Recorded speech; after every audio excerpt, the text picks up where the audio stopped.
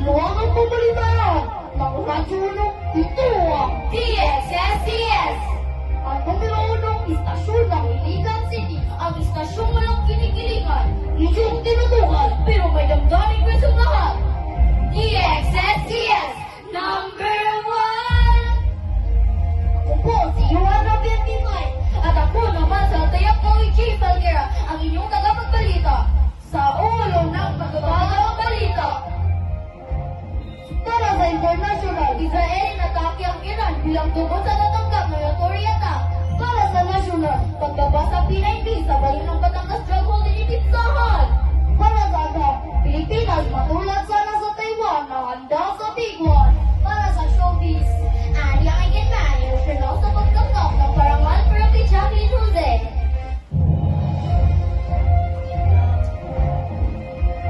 Para sa international, narito si Shara. Shara, pasok! Nalunsad ng Israel ang pag-atake sa lupain ng Iran na nagsilbing pinakabagong palitan ng tinportan sa pagitan ng dalawang maglalaban na bansa. Bagamat maraming nagsasabi na nakarinig sila ng pagsabog sa Iran, sinabi ng isang opisyal sa ito ng air defense system. Ayon sa mga autoridad, 3 drone sa gitnang lungsod ng Isfahan ang kanilang napigilan. Balik sa iyo, Althea. Para sa national, narito si Zarina. Zarina, anong balita? Tinitigaw ng Philippine Drug Enforcement or BDR na estimate na talaga ng unang halagang inilibas. Nilahingil sa mga droga na kumpisa sa Litangga, Batangas.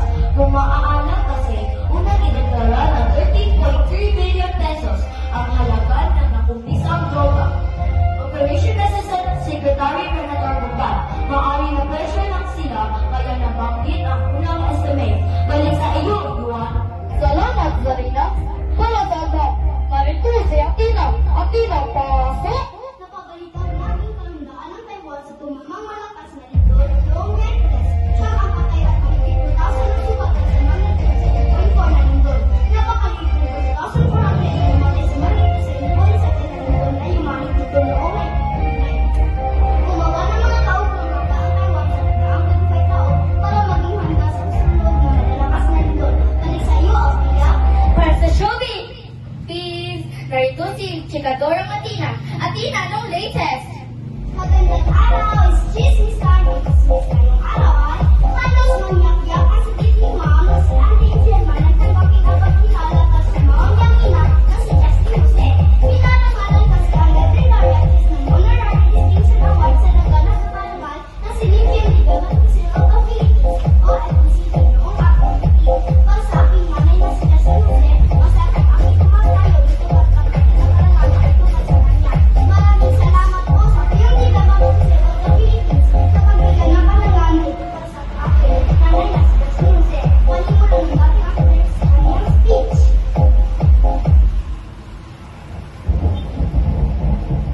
Tulong! Tulong! Nanay, ano nangyari dito?